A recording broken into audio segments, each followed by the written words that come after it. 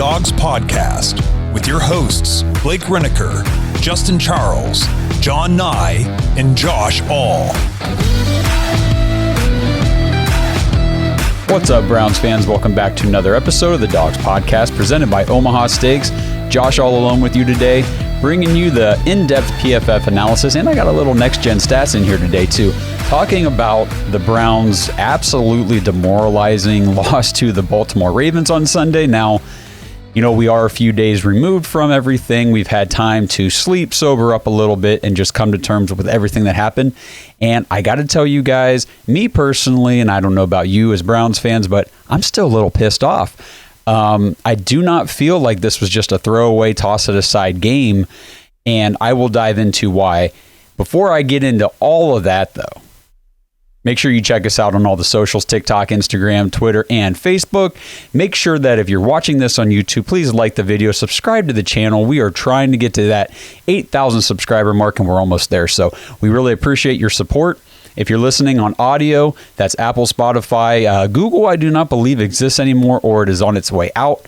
Amazon Music, pretty much anywhere you listen to a podcast, we're there. So make sure that you are following the show on those platforms as well. And leave us a 5-star review if you don't mind. Those really do help the show. And last but not least, if you want to become an official Dog Pack member, head to jointhedawgs.com, join the Patreon. You get all kinds of perks in there. We give merch away. We have Dog Pack members of the month. We have After Hours, the Dogs After Hours show that we do an extra episode, bonus episode for Patreon members only each week. And of course, the private Discord, which you get access to, and that's just the best place to be on game days, especially during games like the one on Sunday, where we can all come together as Browns fans in one centralized location as a community and just commiserate together. So it's great. We have a lot of great debate, arguments in there, and it's just a ton of fun, honestly. I mean, it's a bunch of like-minded folk, Browns fans, diehards, and you get all different perspectives from all around the world. So if you like the thought of that, if you want to join the Dawgs podcast Discord community, head to jointhedawgs.com, become an official Dog Pack member. So if you joined us for our Bleacher Report live post-game show immediately following the game, I mean, that is our second.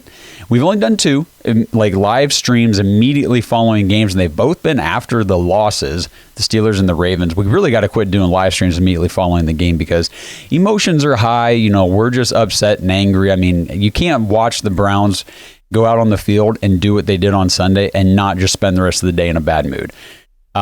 It's sad that's what we had to experience this week. Of course, if you watch the show, you kind of saw a little bit of the debate between me and Blake. I honestly don't know where Justin and John stand on the Kevin Stefanski situation because they have not really weighed in yet. I think they're kind of staying out of it or whatever, but you know, it's interesting, and you're going to hear more of the argument, and we will get their thoughts later on this week on our episode.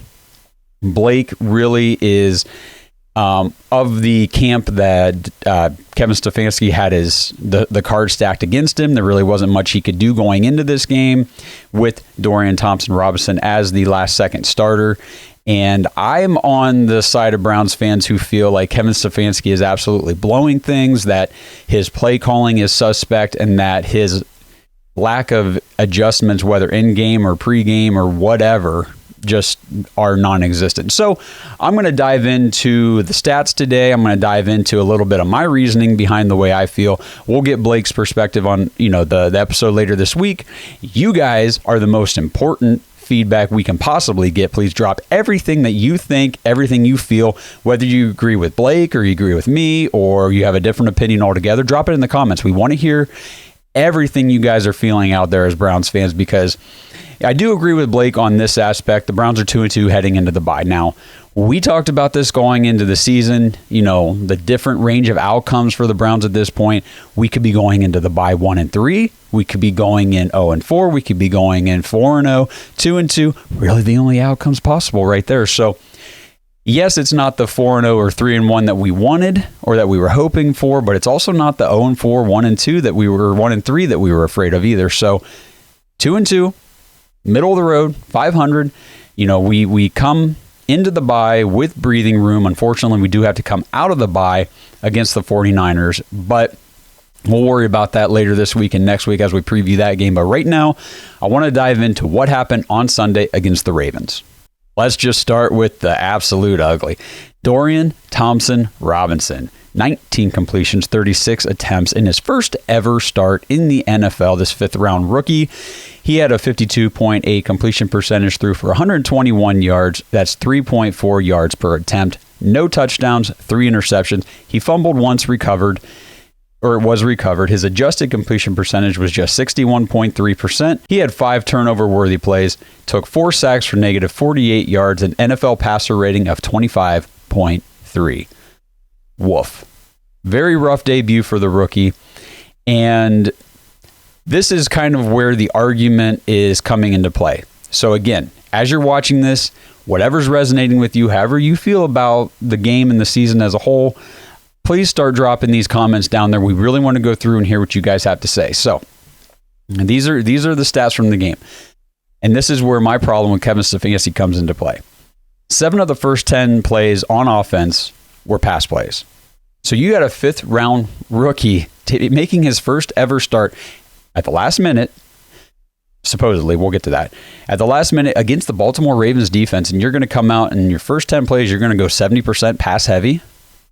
Okay. That 7th pass was the first one intercepted, and it was returned to the Browns' 10-yard line that set up the Ravens' initial score 7-0.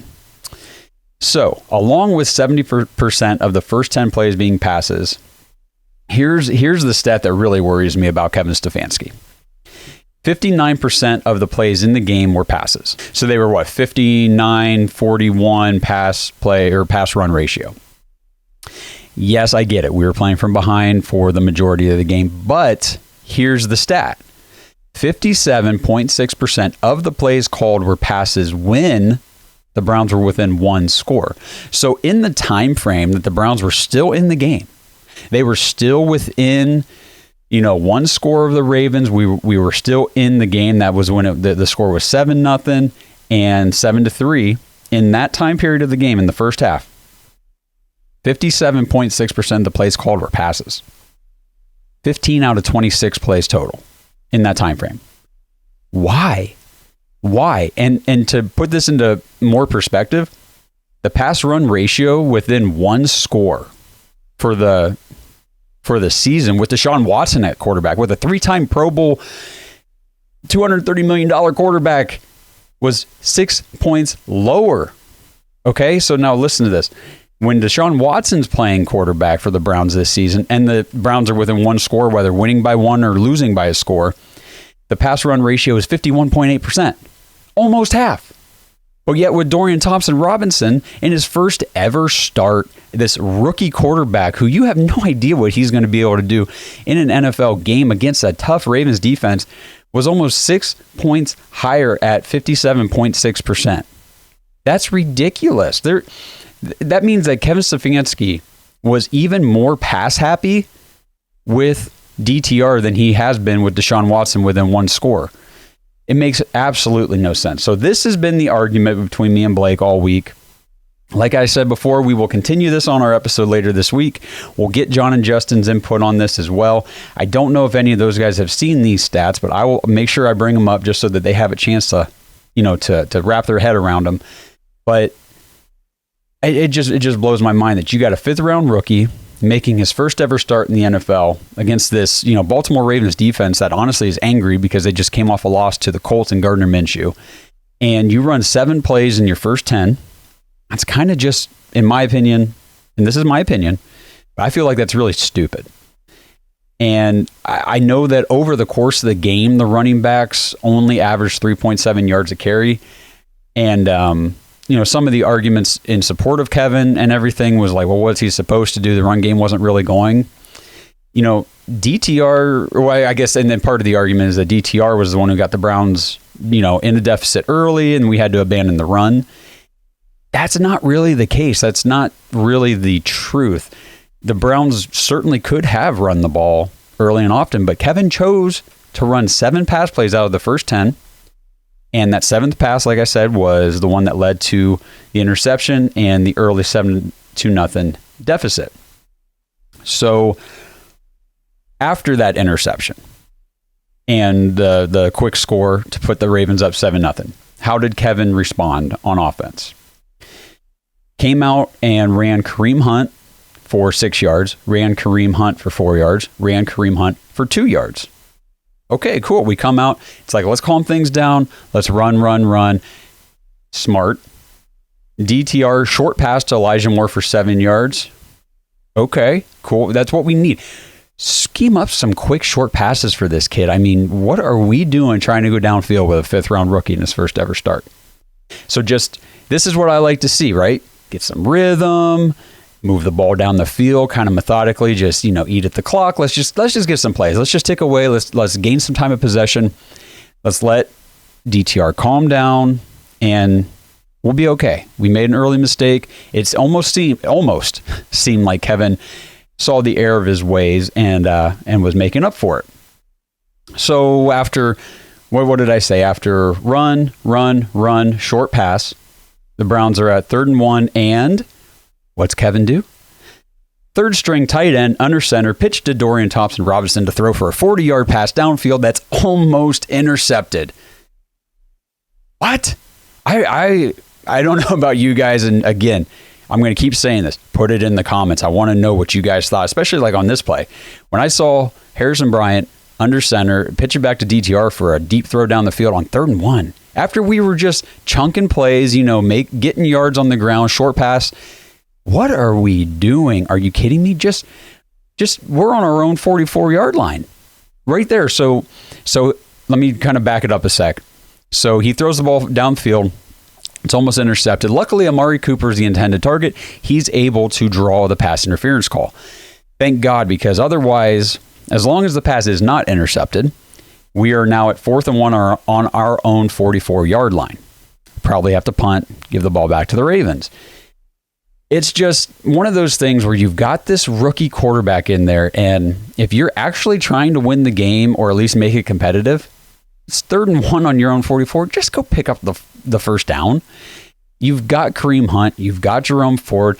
Do the tush push. Just come on. There are easier ways to pick up a 3rd and 1 than to try to trick the defense with Harrison Bryant under center and have this rookie quarterback run a trick pass play down the field. To me, it didn't make a whole lot of sense.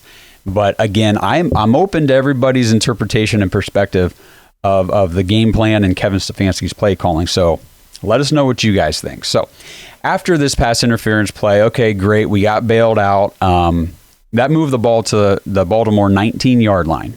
Sweet. Now things are looking a little bit different for the Browns. Okay, that was a questionable play. Wasn't a fan of it. It worked out. We got the pass interference. We're down inside the Baltimore 20. Maybe we can make this a game go up, tie it 7-7. See what happens. First play, Elijah Moore jet sweep for 20 yards. Backwards. That's right. Elijah Moore decided that he was going to try to make a play, and he was bottled up immediately behind the line. And instead of just going down or just, living to play another down, he went backwards and backwards some more. And I was just screaming at the TV, like, dude, go down. Just go down. For God's sake, go down. But he did not. So now we're at 2nd and 30. We run a couple plays. Nothing happens. Come on. That was a momentum killer right there. So we end up having to kick a 53-yard field goal where we started at the 19. Unbelievable, but it's a 53-yard attempt. Dustin Hopkins comes out, punches it through. Awesome. I love being able to rely on a field goal kicker right now. That is one of the positive things that we got going on. We can take that with us through the bye. So he puts up 3, and they end up being our only points of the game. So just kind of looking at the way the Browns opened the game, the very first offensive play, Jerome Ford rips off a 26-yard run. Nice run. Unfortunately, it gets called back on an Amari Cooper holding penalty.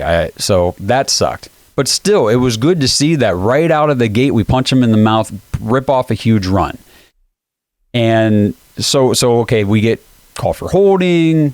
We restart 10 yards further back, but it's still 1st and 10. So how does Kevin call those initial plays of the game after we rip off a 26-yard run? It's 1st and 10. We go 7-yard pass, -2-yard run, pass, punt. Baltimore gets the ball. I can't remember if it was a 3 and out or what it was, but anyway, we stop them on defense. They punt it back. We go 7-yard run, pass, which is intercepted and taken back to the 10, and the game kind of spirals out of control from there. So my issues with Kevin Stefanski right now, actually, before I get into my issues, let me tell you guys real quick about DraftKings. If you're in Ohio, Browns fans, DraftKings has upped their sign-up offer to kick off this football season. New users can place a $5 first bet to instantly claim $200 in bonus bets, plus get up to $150 back in bonus bets if your team loses. All you have to do is sign up with our code THEDAWGS, all one word. Using our code, THEDAWGS, not only gets you these great bonuses, it also supports this podcast. So if you have been considering signing up for DraftKings, make sure you use the code THEDAWGS to maximize your first bets. This offer is only available for new customers who are 21 and older and physically present in Ohio. Please gamble responsibly. If you or someone you know has a gambling problem and wants help, call 1-800-GAMBLER. Check the episode description for the full terms of the offer to see if you qualify.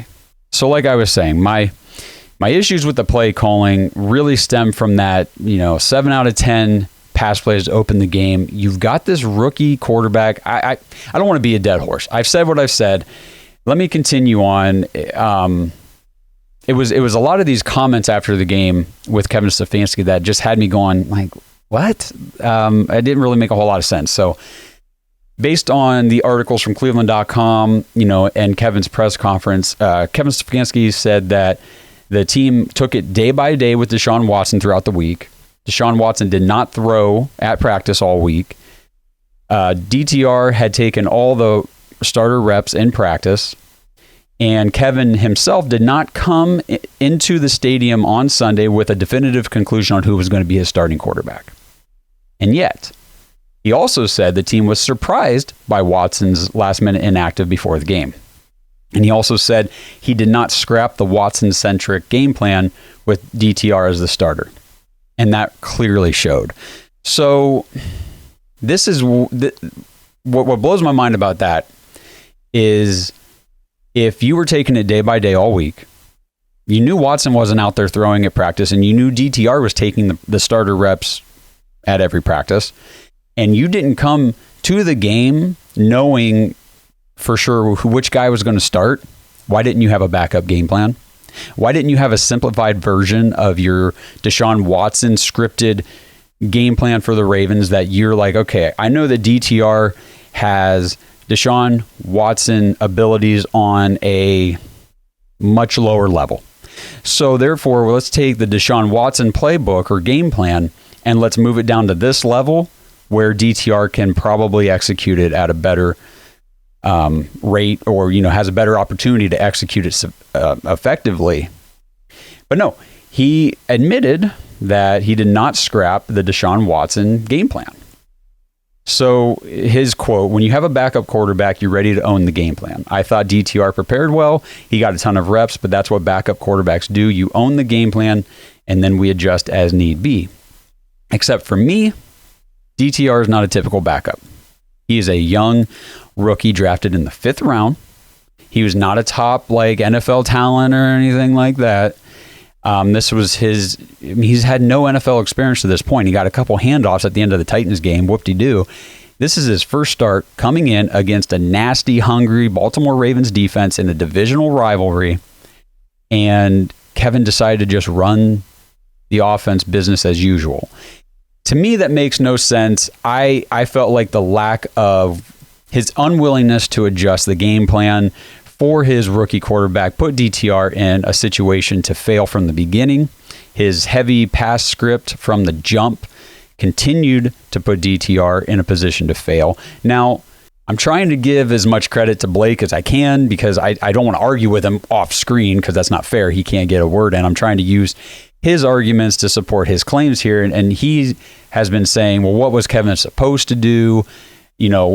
Blake had chalked this game up to a loss as soon as he heard that DTR was going to be the starter, in which case, yeah, that's fair. I can understand the mindset of we don't have Deshaun. We really don't have much of a shot. But you came into this game as the Browns with the number 1 defense in the entire league. Okay? DTR, you said as the Browns that this guy is capable of being the number 2. Traded away Josh Dobbs, made DTR the 2. Okay. I get all of that stuff. So by making DTR the 2, though, you did feel that in the right game script with this defense, you could still go out there and game manage your way to a win. And that's not what Kevin did. He did not put DTR in a position to game manage the Browns to a win. He wanted him to go out there and be Deshaun Watson, make these downfield throws, do all these things in Kevin's offense that Deshaun Watson would normally do. These are not the same quarterbacks. DTR and Deshaun Watson are not the same quarterback. You can't just say that we have a backup quarterback. That's what we expect them to do, is go in there and execute the game plan. If that was the case, if he can go in and execute the game plan, the exact game plan, exactly the same as Deshaun Watson, then you don't need Deshaun Watson. That's where I get so upset with Kevin is his unwillingness to adjust the game plan and, acknowledge that DTR is not Deshaun. So let's dumb this down. Let's simplify this offense. Let's go run heavy. We've got 3 running backs that we can rotate in here and really just keep pounding the rock over and over. Why aren't we doing short passes? Why aren't we, just get the ball out quick, design these. It just felt like when I was watching the game, it just felt like Kevin Stefanski had no clue that Deshaun Watson wasn't playing. And to me, that's exactly how it looked. Okay, I got all that off my chest. If you guys agree, disagree, have differing opinions, you saw something else that we haven't even thought of or acknowledged, put it in the comments. Love to hear it. The thing is, at the end of the day, whether you blame Kevin Stefanski for the loss, you blame DTR, maybe you blame Deshaun Watson, maybe you blame our defense, whoever you're blaming for the loss, or if you're just saying, you know what, cards stacked against us, throw it out the window, forget about it this game, not even too worried about it. None of those opinions are wrong. None of them are right. They are opinions. We are all Browns fans, and at the end of the day, what we really, truly all want together is for the Browns to win. So put your comments down below. Want to hear what you guys have to say. I'm not going to come attack you if you got a different opinion than me. I just want to hear what you guys have to say, because like I said, at the end of the day, we all just want the Browns to win. Everybody's opinion and takeaway from every game, from every play, from every snap, whatever you want to say, is fueled by that passion. We are all fueled by the passion that we want the Browns to be successful. And we just, there are differing views on how the Browns can make changes or whatever to be successful. So I want to hear from you. I'm going to move on now. I'm done with all that garbage. Let's talk about Jerome Ford. So Jerome Ford's average time behind the line of scrimmage was 3.35 seconds. That's the highest in the NFL right now. So our offensive line, this is my takeaway from that stat, is just not doing a very good job run blocking right now. Ford rushed 5 times to the left edge for 11 yards, 2.2 yards a carry, but he rushed 3 times to the right edge for 17. That was 5.67 yards a carry. And he only went up the middle 1 time for a negative 2-yard loss. Our offensive line, okay, I wish I had more good news today, but I really don't. This is your weekly reminder that Jed Wills at left tackle absolutely sucks. Allowed 6 pressures, 4 hurries, and 2 hits. I'm going to get into some more Jed Wills stats here in a minute. DeJuan Jones, by comparison, allowed just 3 pressures. He still has only allowed 8 total pressures on the season. By comparison, Jed Wills, 18. Joel Bitonio allowed 3 pressures. Posick and Nick Harris, because Posick went out with the injury, so our centers combined to allow 0 pressures. They did a great job. Wyatt Teller allowed just 1 pressure on the day, but it was a sack. DTR, like I mentioned earlier, took 4 sacks. That one by Teller was the only sack that was credited to the offensive line. One of the sacks was on Jerome Ford. He got absolutely blown up on that one. It was really, really rough to watch. And the other 2 sacks were credited to DTR holding the ball or, getting sacked outside the pocket. It was just not a good day for the kid. Let's see. Let's get into a little bit of Jed Wills, everybody's favorite guy to hate right now, and for good reason. He has not had a game this season with a pass blocking grade over. You guys guess? Take a guess real quick while you're listening to this, while you're watching. Where do you think the highest grade Jed Wills has had in pass blocking so far this season? That would be 58. His average for the season is 53.8. If you're not familiar with PFF grades, that is absolutely abysmal. That is actually 10th worst in the entire NFL among tackles. The Steelers' absolutely ass-tastic left tackle Dan Moore has allowed 20 pressures in 4 games. Wills, our 10th overall pick in the draft back in 2020, he has allowed 18. He has only allowed 1 sack. Oh, I'm sorry. Dan Moore, the Steelers' horrible left tackle, has only allowed 1 sack on the season. Wills has given up 2. Moore has actually committed 0 penalties. Wills has committed 3.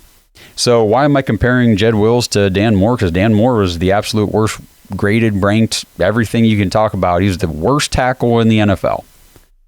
Jed Wills is only, 9 spots better than him. Out of, I believe this is out of 59 tackles that are graded. That's just terrible. That is not going to get it done. It is a continuing trend. And, I'm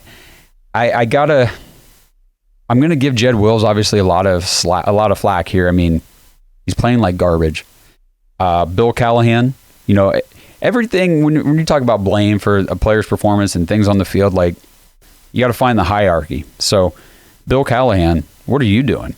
Why? I mean, I have access to these stats. You have access to more stats than I do. You have access to all the film that I don't. You can see just how absolutely abysmal Jed Wills is playing.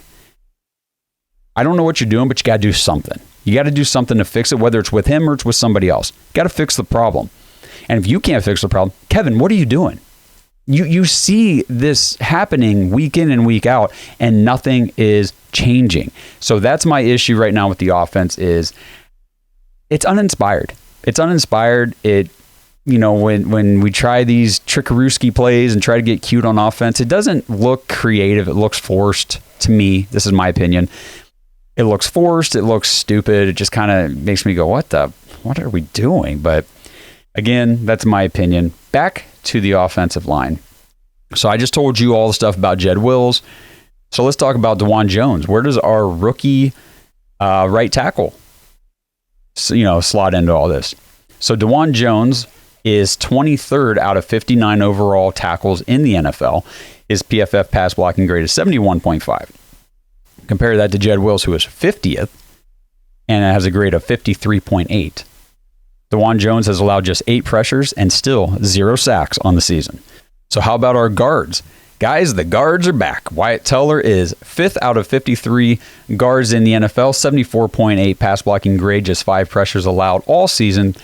2 of them have been sacks. Joel Bitonio is right behind him at number 6 with 74.1 pass blocking grade, 8 pressures allowed, 0 sacks, and no hits on the quarterback. So our 2 starting guards are 5th and 6th overall in the entire NFL out of 53 graded tackles.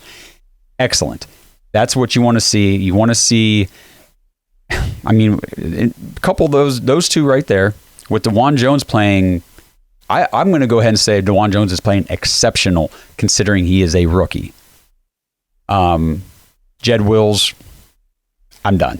Just completely done. Ethan Posick, out of 29 qualifying centers on PFF, is 7th. So our line, now, like I said, DeJuan Jones is 23rd out of 59 tackles, but still his grade is, the grades are within fractions of a point in that range. So whatever.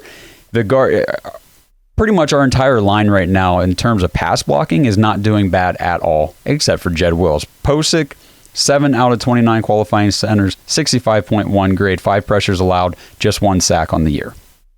So I got to say that is encouraging news that our offensive line is doing much better. They're improving. They're looking good. And this isn't from the Ravens game. This is on the season as a whole, including the Ravens game. So we're getting better.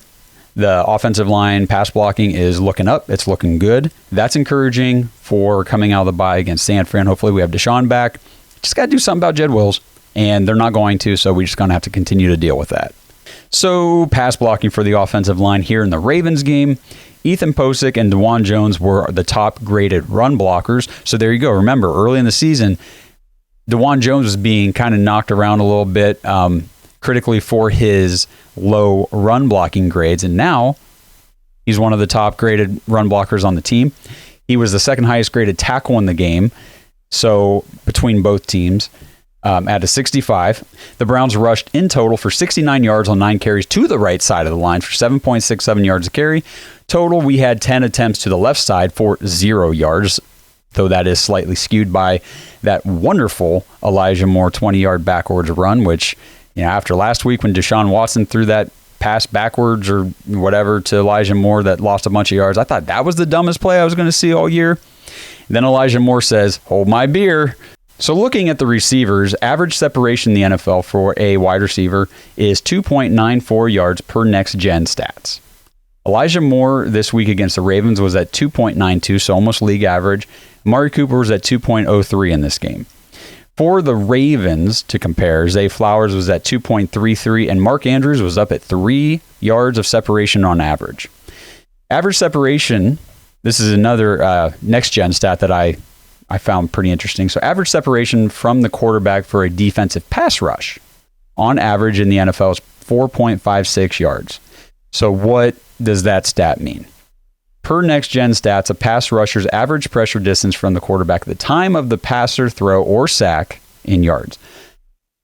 So this only includes passing plays where the defender is rushing the passer. Myles Garrett was at 2.71 yards this game. That means he was constantly in Lamar Jackson's bubble. He was invading his space consistently, and we will see stats that back that up here in a minute. So the Ravens did not have a player under 3 in this stat. Like I said, Myles Garrett was at 2.71. So I look back, I said, well, 2.71 for Myles Garrett, how does that compare for the season?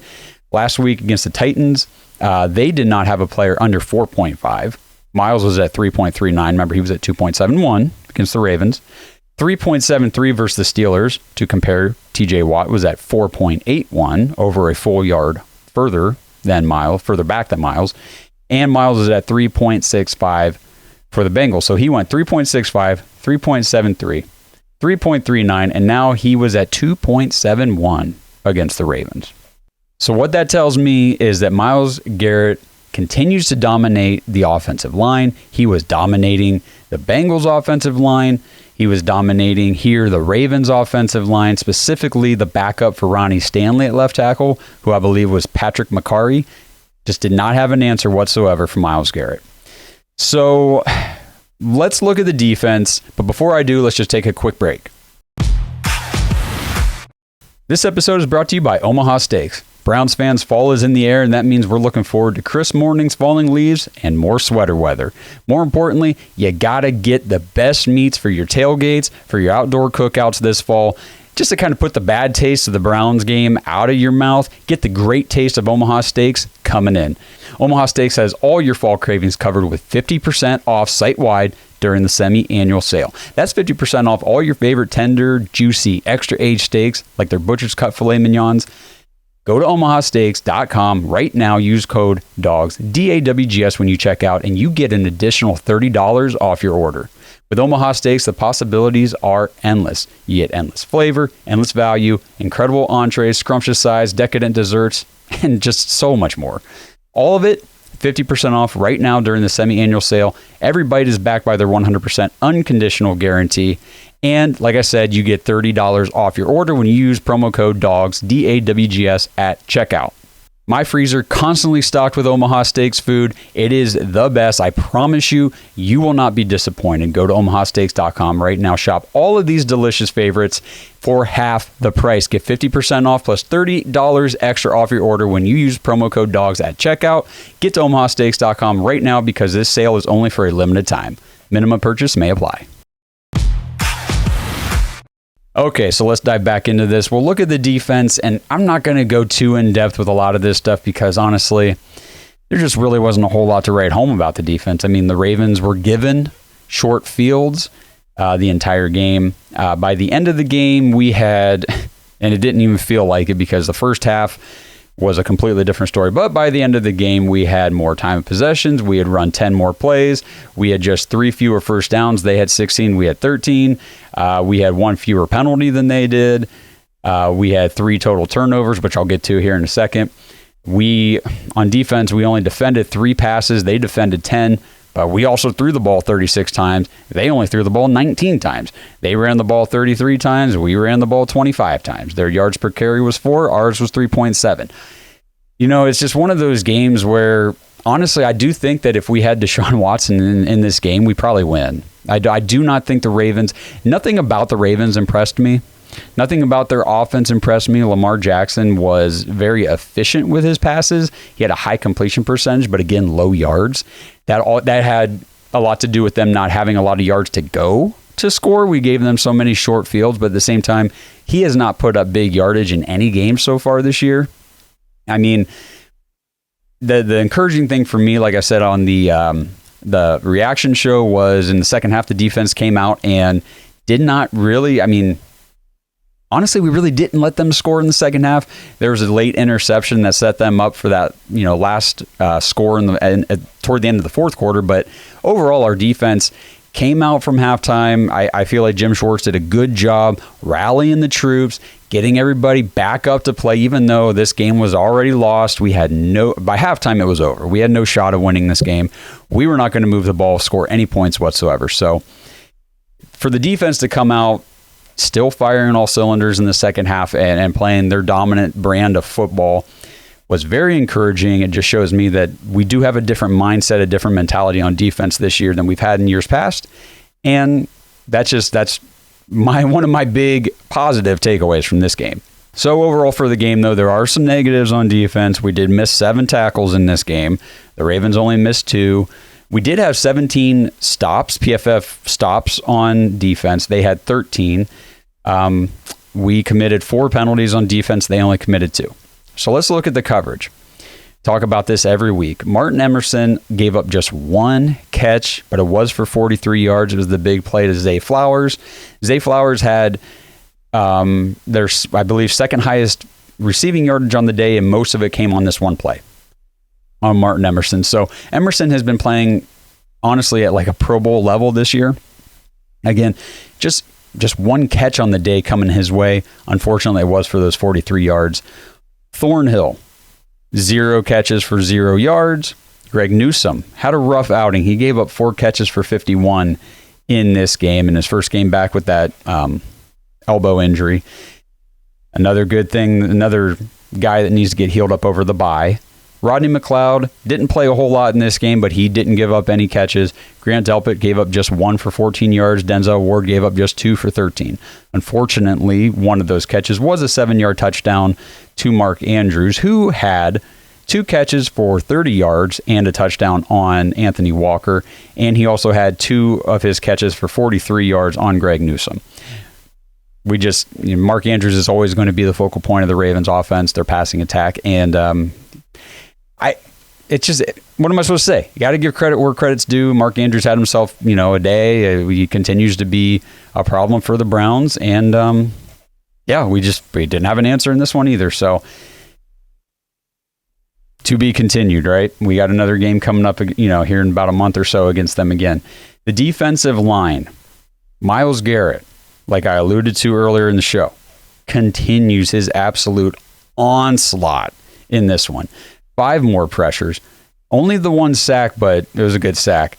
But again, this is what I was talking about, like against the Steelers. He had a 40% pass rush win rate. In this game, 30.4. His pass rush win rate is astronomical. If you want to compare, for defenders who've played at least 75 snaps this year, Myles Garrett is leading the entire league in pass rush win rate at 34.6%. Number 2 is Nick Bosa for the 49ers at 33.9%. Zadarius Smith is down here at number 12 at 28.2%. We're getting after the quarterback. We're winning. Micah Parsons is 6th at 31%. So I'm just trying to give you an idea. I'm trying to find some names here to show you just how dominant. I don't even see TJ Watt's name. There he is. TJ Watt is clear down at 37 with a 19.7%. Think about that. So let's just round these numbers. TJ Watt, number 37 overall in the NFL at 20% pass rush win rate. Myles Garrett is number 1 at almost 35%. Myles Garrett's getting it done. Myles Garrett may not be racking up 2, 3, 4 sacks a game or anything like that, but that's hard to do. That's hard to do against good NFL offenses or quarterbacks who can elude pressure, especially like Lamar Jackson. But the pass rush win rate and the number I talked about earlier with his average distance from the quarterback on all his pass rushing snaps, he is generating pressure like a madman right now. And as long as that continues, the rest of our defensive line is going to continue to have huge success. In this game against the Ravens, Zadarius Smith had 4 pressures. He had a 26.3% win rate. And Maurice Hurst, baby, my guy from the preseason, from the offseason, one of my favorite signings for this defense this year, came in, had a 20% pass rush win rate.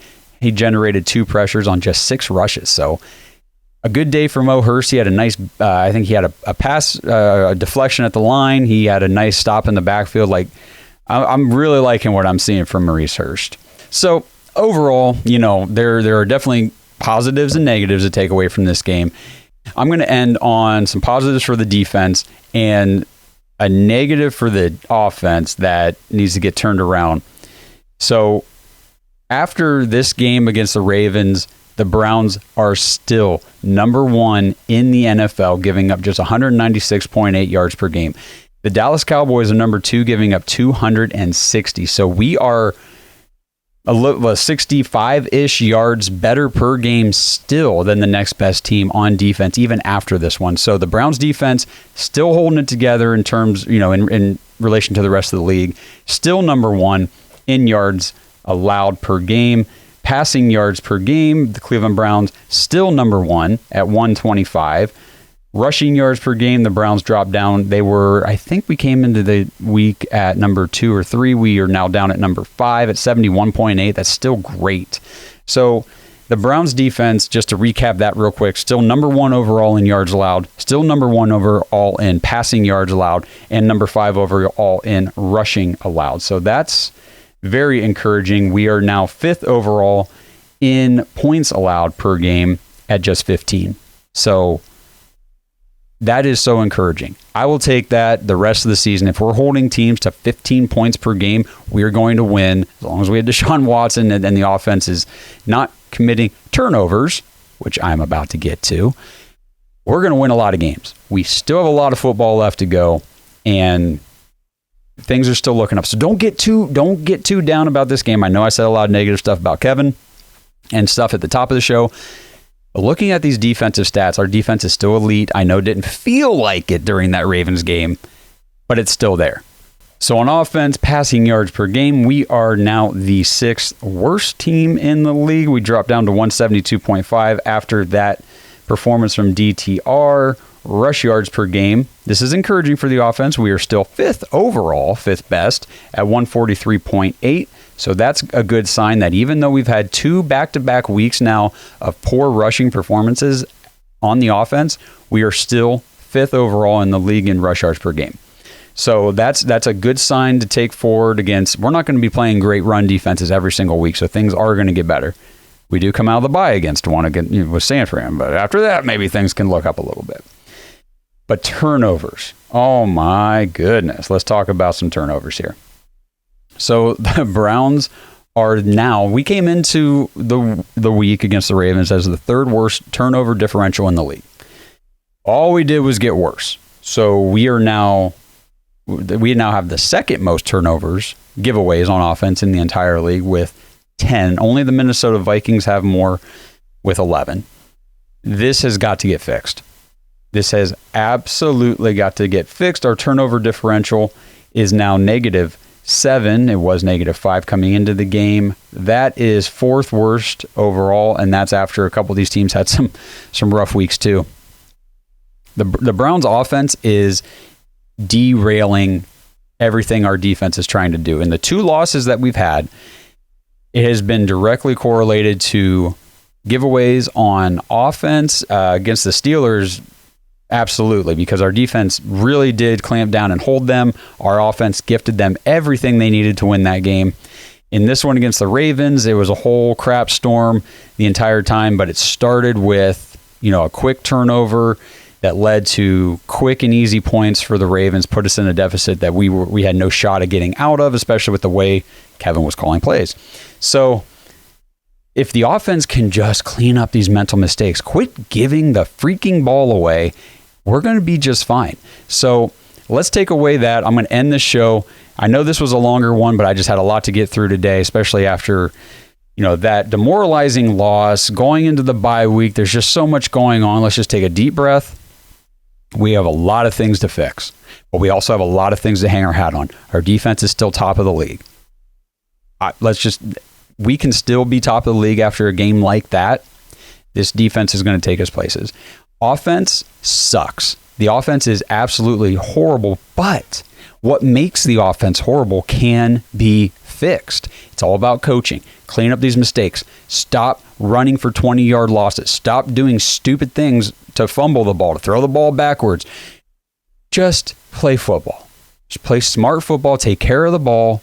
Execute an efficient offense. That's all we have to do. We don't have to be explosive and high-flying and scoring 35 points a game. We just need to score 16 because our defense is holding opposing offenses to 15. And honestly, that number's skewed because our defense hasn't given up all those points. Our offense has. So if our offense quits turning the ball over, that defensive points per game allowed is going to just absolutely drop off even more because it's not really at 15. It should probably be around, 9 or 8 or something. I mean, we're still playing very, very good football on the defensive side. So with all that said, I appreciate you guys tuning in to another stats show, especially after that loss. But again, the stats do show a bigger story. They tell you what needs fixed, what's going well.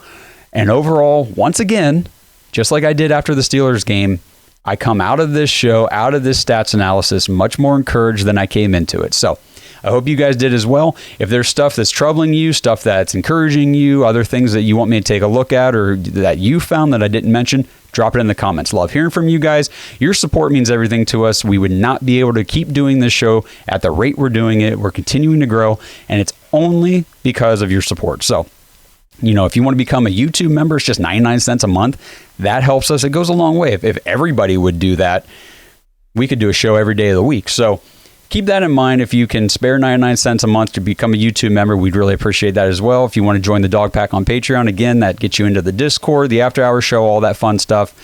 And I'm going to go ahead, take a deep breath again, because I did a lot of talking here.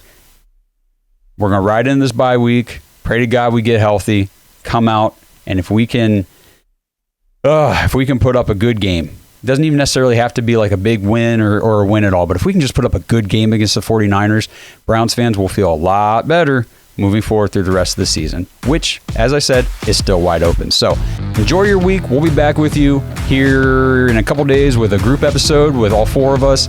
And until we talk to you then, let's keep going, Browns. Thanks for listening to another episode of the Dawgs Podcast. Make sure you subscribe on YouTube and follow us on Twitter at the Dawgs Podcast. Get your thoughts on the show at thedawgspodcast.com.